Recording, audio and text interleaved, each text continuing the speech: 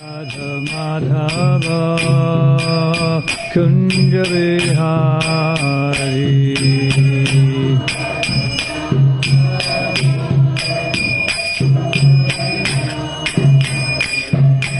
Gopi Jana Balaba Giridhari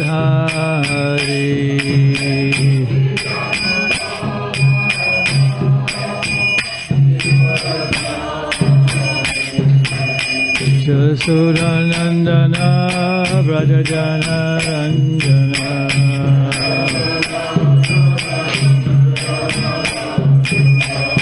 Jasuranandana Brajajana Ranjana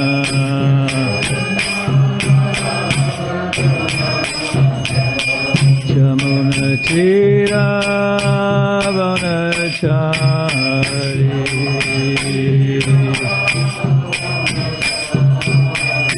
Jaya Radha Madhava Kunja Vihari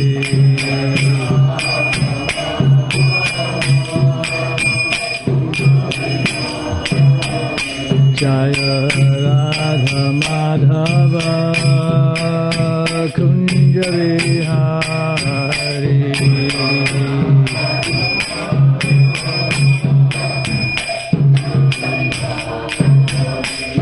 Jaya Gopi Jana Balaba Giridhari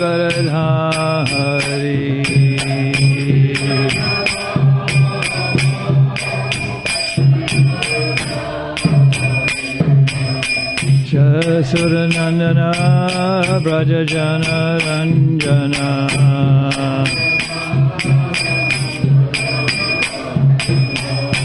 Jasuranandana Brajajana Ranjana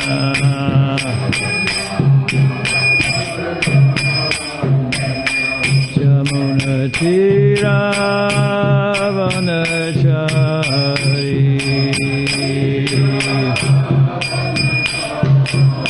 Jamuna Tira Vanachari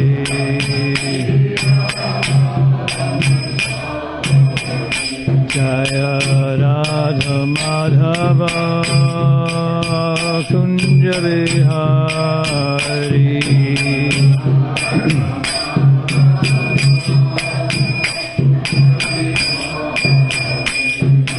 Gopi Jana Balaba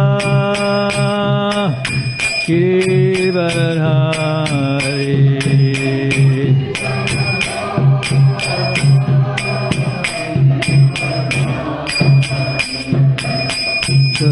Jasuranandana Brajajana Ranjana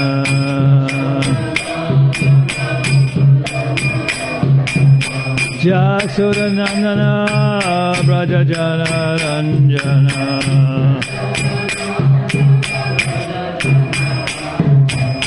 Jamuna Tira Vanachari Jamuna Tira Vanachari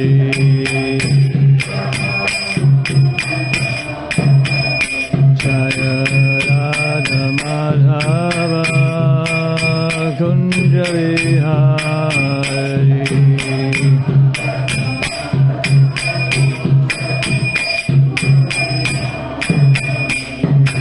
Gopi Jana Balaba Giridhari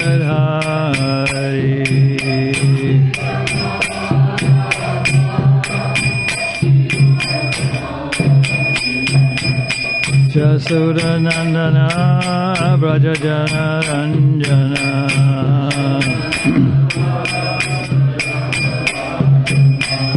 Jasuranandana Brajajana Ranjana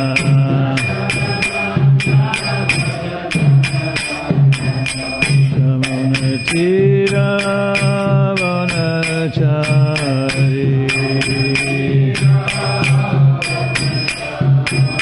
Jamuna Tira Vanachari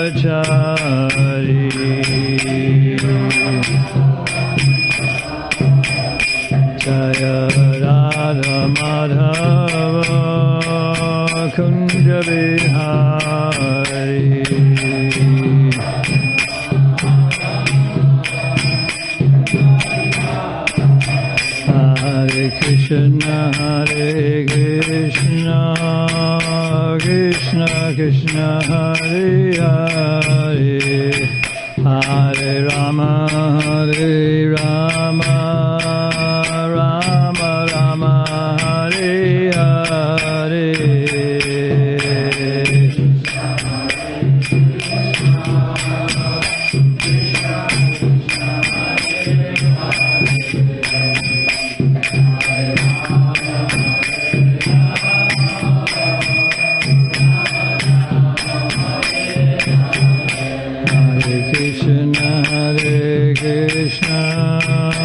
Krishna Krishna, Hare Hare, Hare Rama, Hare Rama, Rama Rama, Hare Hare.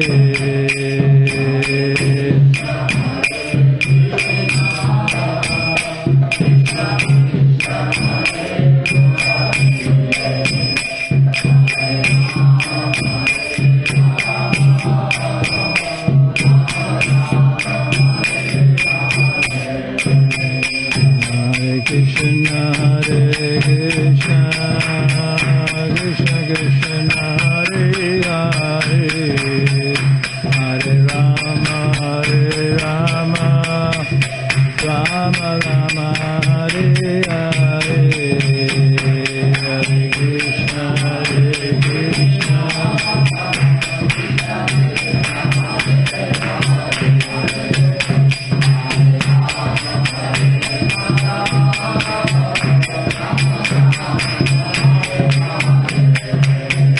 Hare Krishna, Hare Krishna, Krishna Krishna, Hare Hare, Hare Rama, Hare Rama, Rama Rama, Hare Hare.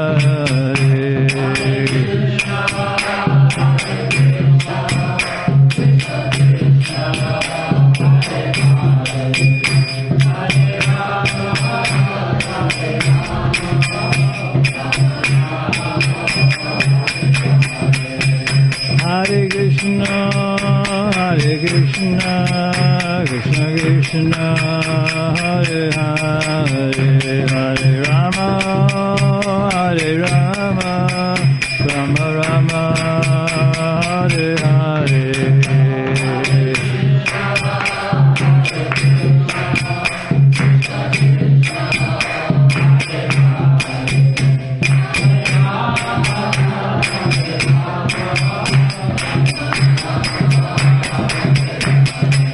Hare Krishna, Hare Krishna, Krishna Krishna, Hare Hare, Hare Rama, Hare Rama, Rama Rama, Hare Hare.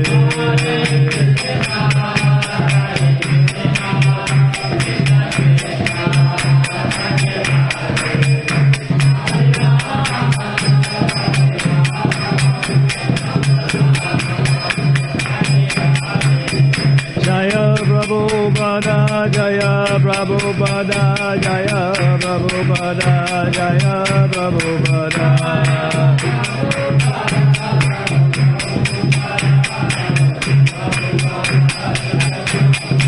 Jaya Prabhupada, Jaya Prabhupada, Jaya Prabhupada, Jaya Prabhupada.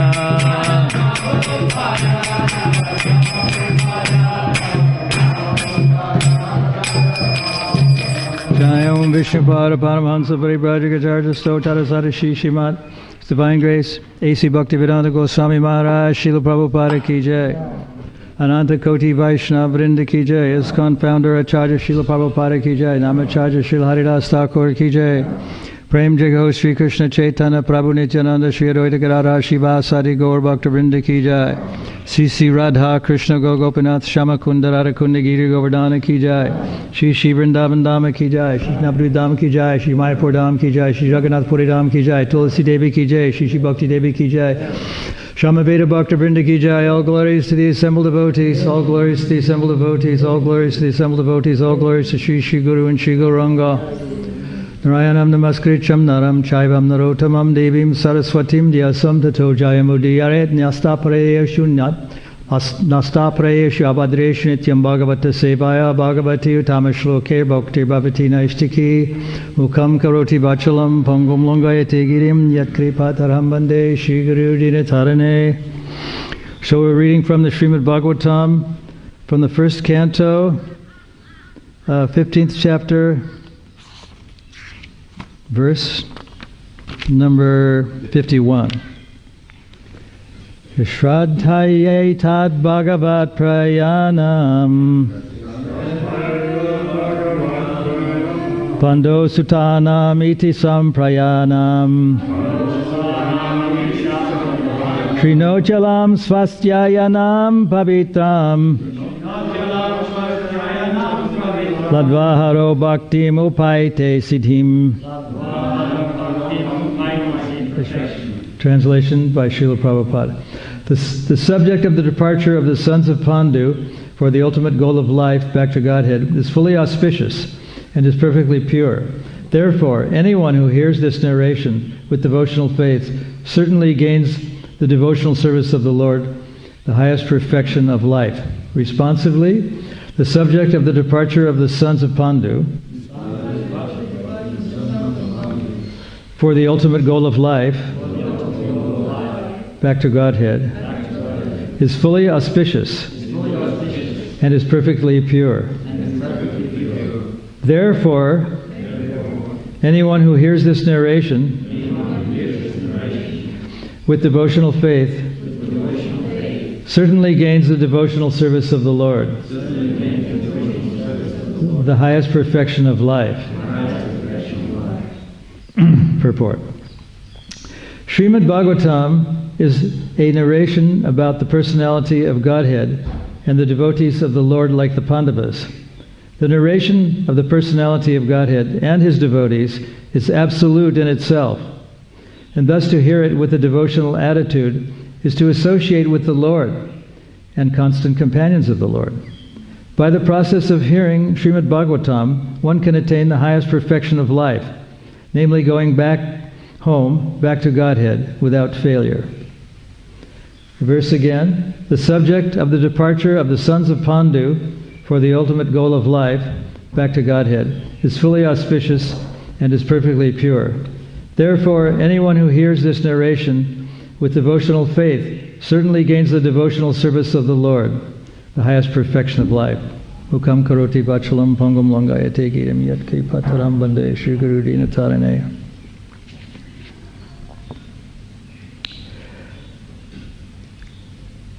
Reading, in a sense, is tantamount to hearing. Srila Prabhupada explicitly ordered that the Srimad Bhagavatam be read, like I was reading, every morning in every temple all over the world. So in a sense, since we're not always able to read, we can at least hear. Hearing is very important. Sometimes it is said that seeing is believing, but hearing is even more important. There are different ways of perception. One is direct perception, called pratyaksha. Another is assumed perception, like it's called anuma, like we hear the sound of a motor vehicle and we think that's a motor vehicle. And then there is shabda brahman, or hearing. And of the three, pratyaksha, anuma, and shabda brahman, the hearing is considered by Vedic literature as to be the most important. We can hear, and one of the things that Prabhupada's guru was impressed by him was that he would hear. He divided devotees sometimes into dandavat devotees and hearing devotees. Dandavat devotees meaning the people who followed all of the various rituals and regulations and did dandavats and many pranams and spoke very explicit, beautiful Sanskrit shlokas poetically and could sing it perfectly. But they had no devotion, whereas the hearing devotees, or the devotees who would hear or listen with attention and try to absorb the information, are considered superior. So there was that distinction between hearing devotees and dandavat devotees. Dandavat was a kind of a poetic expression for being the people who laid flat down and offered their respects but they didn't necessarily have the feeling of devotion.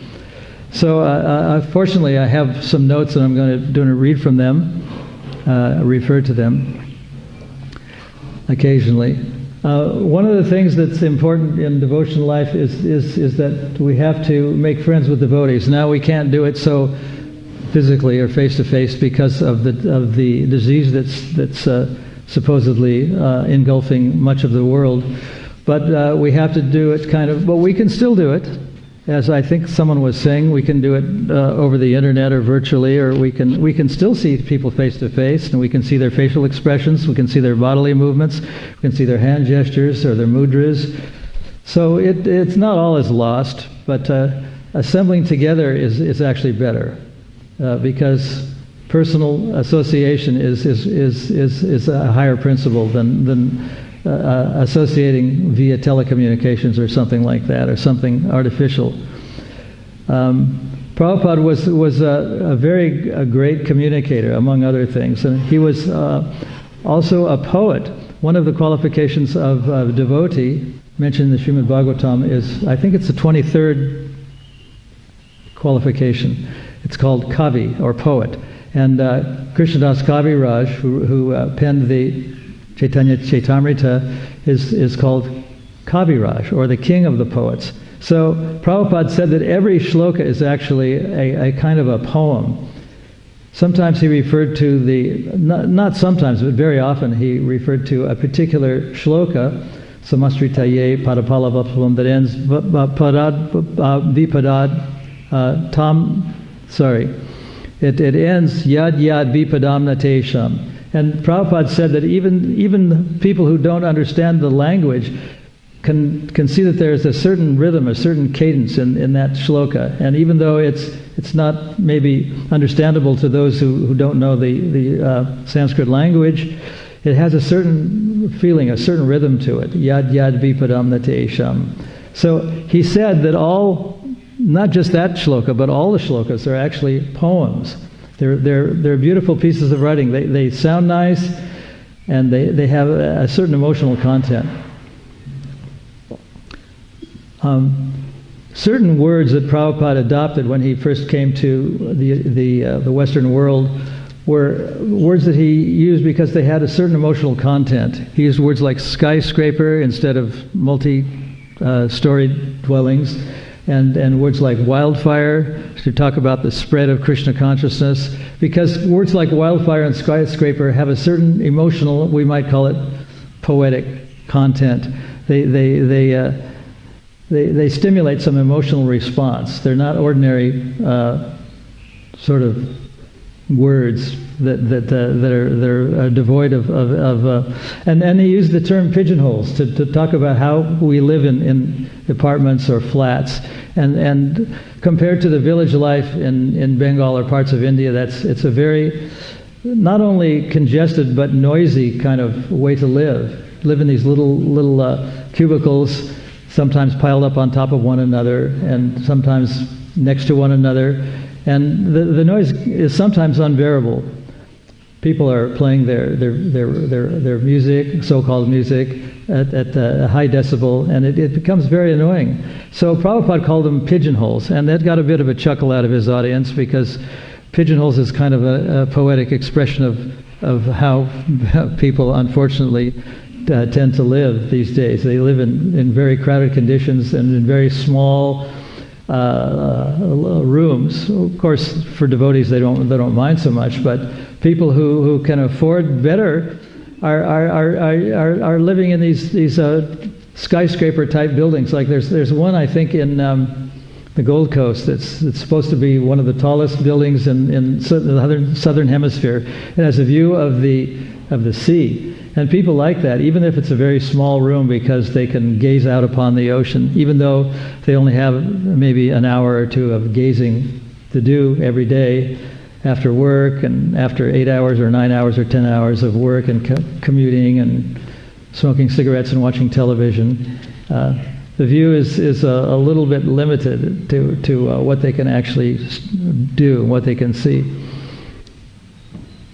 Prabhupada talked sometimes about the smallness, about how Krishna can be very big, and he has some very large forms, like in the Chaturvyuha, the Mahavishnu, and some very small forms. Krishna can be bigger than the biggest, smaller than the smallest, it is said.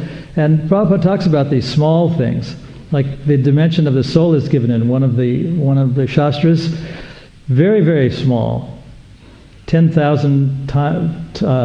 1/10,000th time of the tip of a hair. And what is the tip of a hair? Well, under a microscope or very technical instruments, a tip can look a bit flat. But in the days when these books were written, such instruments didn't exist. So the soul is very, very small, and it's so powerful. Even though it's very small, it can drive very large entities like whales, and for example, and elephants. So even though it's very small, it's very powerful. In the introduction to the Bhagavatam, it's recorded that the civilization we live in is very sophisticated and very full of pleasure. But as Prabhupada mentions, there's a pinprick. He called it a pinprick in the social body at large. A pinprick is a very small thing. Sometimes the word pin is used very interestingly.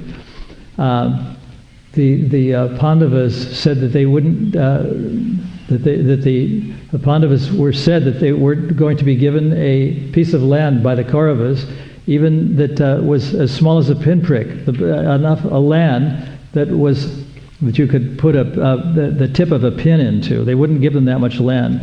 So although many attempts were made to avoid warfare and battle, including giving them land and giving the Pandavas land and so forth, Duryodhana and his brothers were very adamant that they weren't going to opt for a peaceful settlement. They wanted to fight for the right to have their kingdom.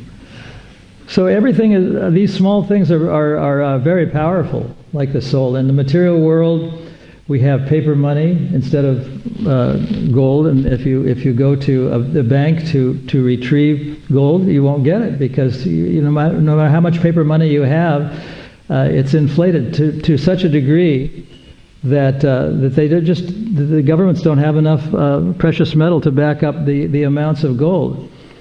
And today, millions, if not billions of dollars are exchanged every day, perhaps every hour, through virtual exchanges. They're little impulses they're so small that you can't even see them. Impulses on a computer disk that masquerade as dollars and cents. Very small but very powerful. And wealth today is determined by such things. Real wealth, as we learn, is in land and animals and possessions. But artificial wealth, which is the way wealth is measured today, is these little impulses that you can't even see. It's sort of like the civilization, the pinprick in civilization can be seen as something as insignificantly small as the virus that's raging. Something so small and so invisible is in effect bringing the modern civilization, or so-called civilization, to its knees. Something so small that it's actually invisible to the naked eye, at least. We can't see the medicinal effects of this. Just like we can't see computer disks, computer impulses that are so small. So small things are very powerful. And we've heard this story about Narada Muni was going to one day to visit Narayan. And on the way, he passed by a cobbler, and when he returned, when Narada Muni turned, the cobbler asked him, what was Narayan doing? And Narayan, or Krishna, had told Narada Muni that if he's asked what he was doing at the time of the visit by Narada Muni, that he was threading an elephant through the eye of a needle. And this poor man who was approached by Narada Muni, who Narada Muni saw en route to Vaikuntha, was very impressed, and he was saying that it's not such an extraordinary thing that he was threading something as big as an elephant through the eye of a needle. And the example is this tree that I'm sitting under, which is a banyan tree. Just one fruit or one fig from this banyan tree has hundreds, if not thousands, of little seeds in it. And each seed is grows into another tree as big as this banyan tree that I'm sitting under. So in a very tiny, tiny, small thing, he can produce something that is very great. So he wasn't very mystified by the fact that an elephant was able to be drawn through the eye of a needle. Something so big was able to be made very small. So that happens. And I think that once I got a head shave in a barber shop in England, and the barber used what they call a straight razor. In some countries they call it a cutthroat razor. They sharpen them on leather strops, what they call strops. And the amazing thing was that even though this barber shaved my head with a straight razor, just a sharpened blade, he'd never once cut me or drew any blood. And what I heard, how they train the barbers, is that they teach them how to shave balloons with shaving cream on them, without popping them, without I mean, that's how they're trained, so that they can shave a face or a head without drawing blood, without cutting anything. So that was a very interesting experience. I was very afraid that he was going to cut me to shreds, but which is what happened when I tried to shave my face with that kind of a razor. But anyway, it was a successful shave. Anyway, it's not something I customarily do, but a friend of mine said, well, just, if your hair's getting a little long, so get it shaved. And I said, well, there's no one to shave it. And he said, well, I know of a barber that you can approach, and that's how it happened. So anyway, small things and very it's kind of like when a balloon pops, it makes a loud noise. It's full of air, and there's really no substance to it, to a balloon. Unless you put water in it, of course, and make a water balloon. But it makes a loud noise. So it's a similar thing that small things can be very loud or very powerful, like the soul, but they have an insignificant nature of being very, very minute and very tiny. There's in I think it's Switzerland, they have a big machine. It's about 10 times bigger than this room, to smash the atom, which is a very tiny particle.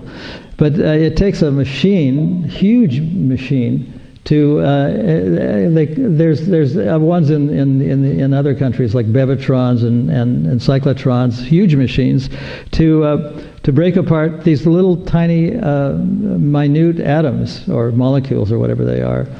So something may be very small, but it has a power to act, just like scientists say that this whole world is composed of atoms and molecules, which Prabhupada has argued against very, very vehemently. In fact, at one point, he on a walk, he said that the more we kick on Darwin's face, the more we advance in spiritual life. It sounds like a very harsh thing to say. It probably was. He was probably a little angry when he said it, but in a way, it's true. And that was recorded and published in a book which was banned in one country, not the United States, but because it was so heavy, so harsh, so against the scientific establishment. Anyway, there were a few things that Prabhupada said that sometimes that he manifested an angry mood. Not very often, but it happened. It's a certain element that Vaishnavas don't generally exhibit. They don't generally manifest. They're generally very ahimsa, very non-violent.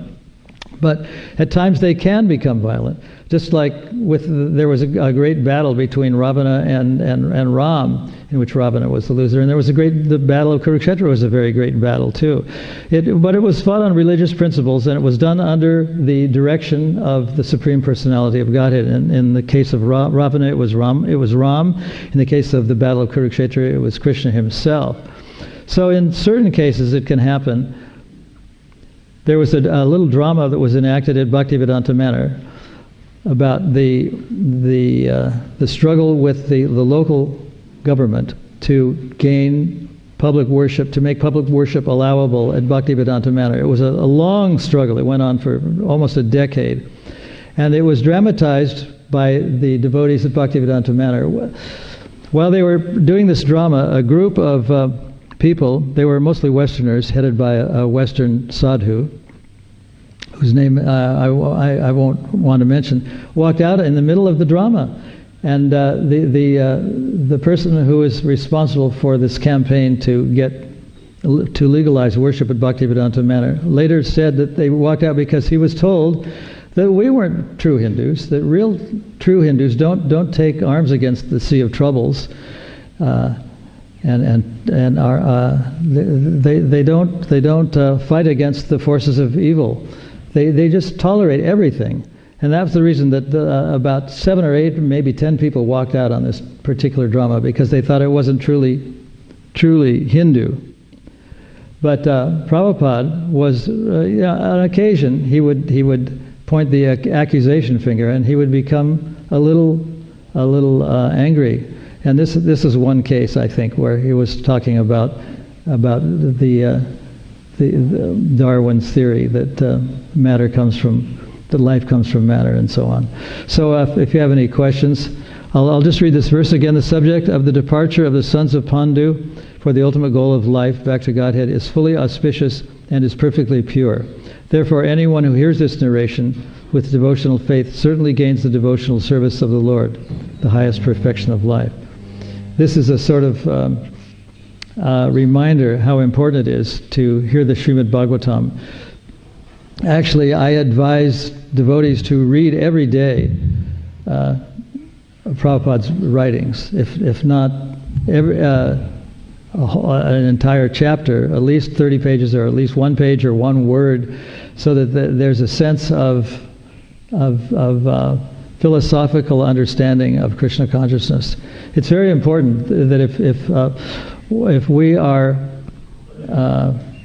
confronted by people who are reasonably knowledgeable, that we can quote from Vedic literature and quote from philosophical convictions that life is not what it appears to be, and that there is life after death, and there is a way to actually transcend the death experience.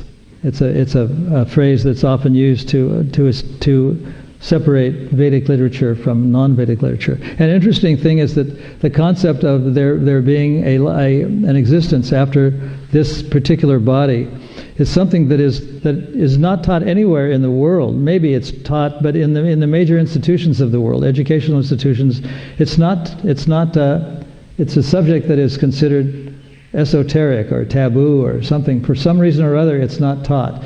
So true education is this knowledge, is the knowledge that we're not the body, that there's an existence beyond this body, that there's transmigration of the soul. That's real knowledge.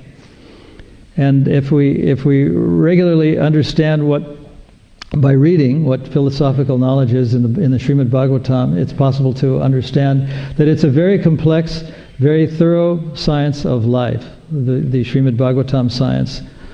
So if there are any points or questions that we've covered or not covered, please ask. Yes?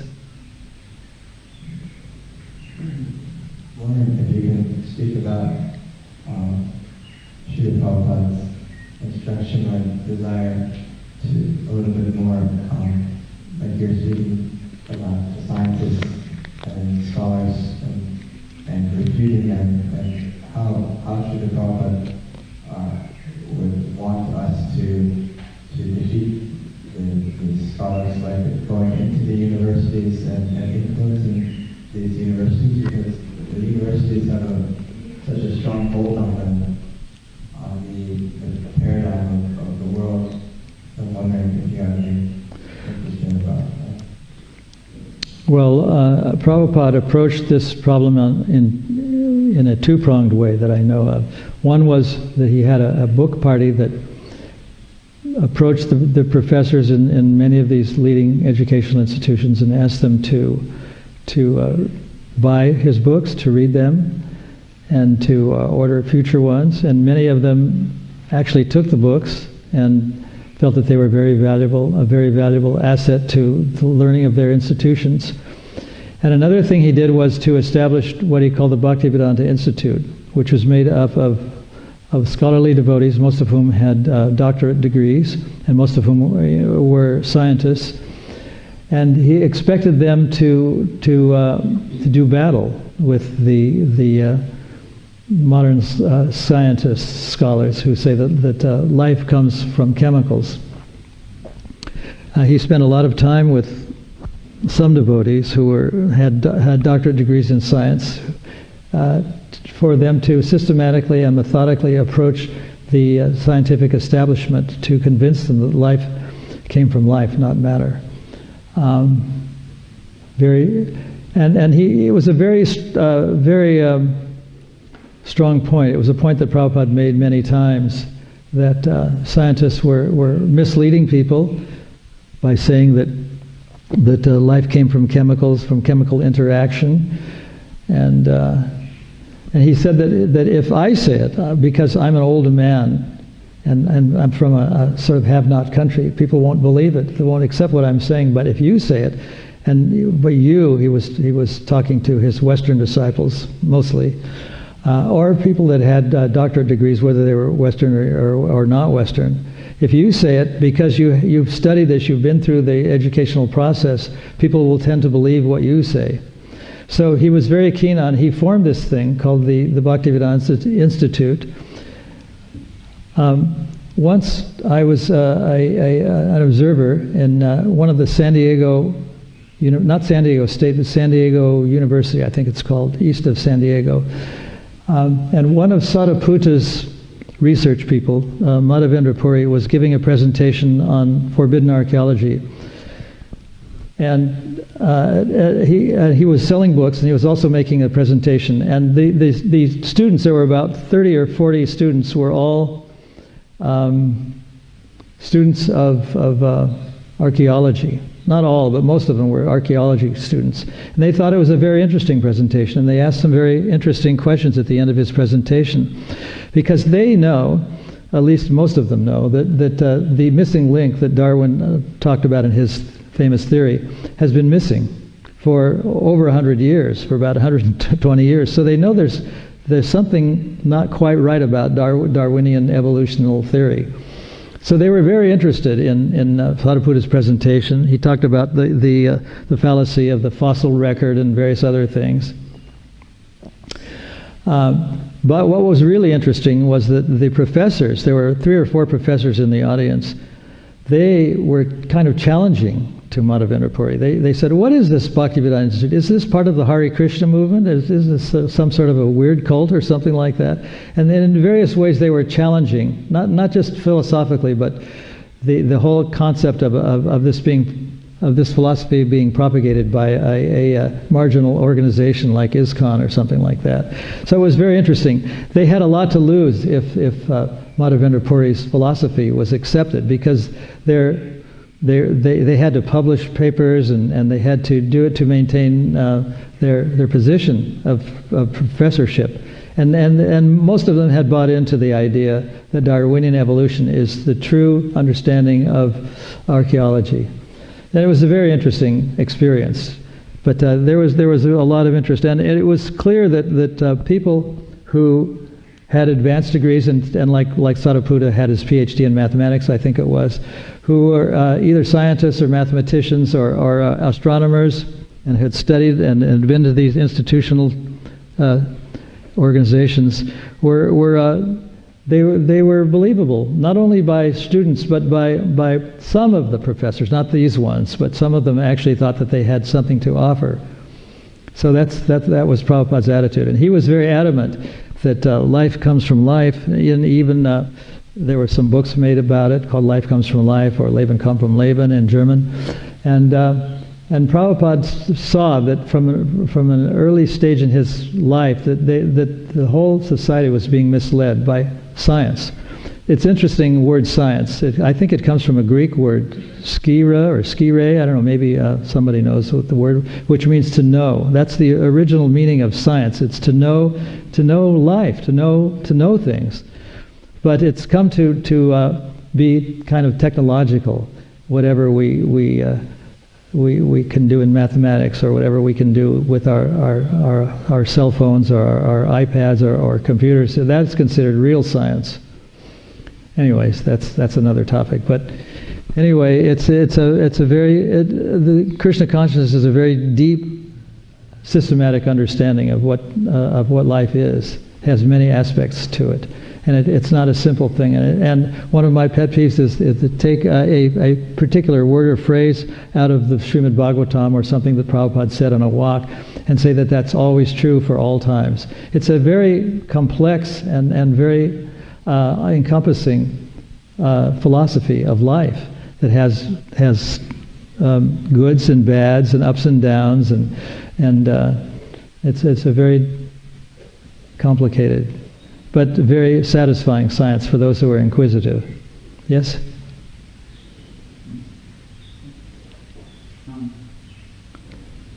Maharaj, it's mentioned in this verse the result of hearing with devotion and faith. Can you explain how we can develop that devotion and faith with hearing? Well, the first step is to want it. There are people that have read books like the Srimad Bhagavatam and Bhagavad Gita hundreds of times and are completely in the dark about who Krishna is and what this means. But if we want to attain the spiritual world and want to attain devotional life and want to attain purity, which is the force of life, then Krishna will help us. So the desire is there. We have to have.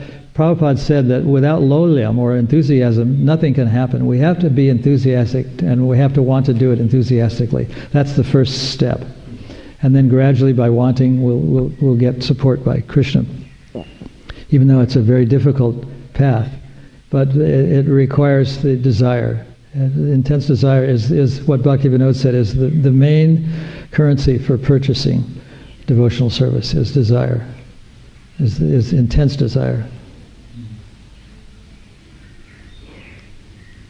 Anyway, it's a very deep subject, but that's the start of it. Anything else?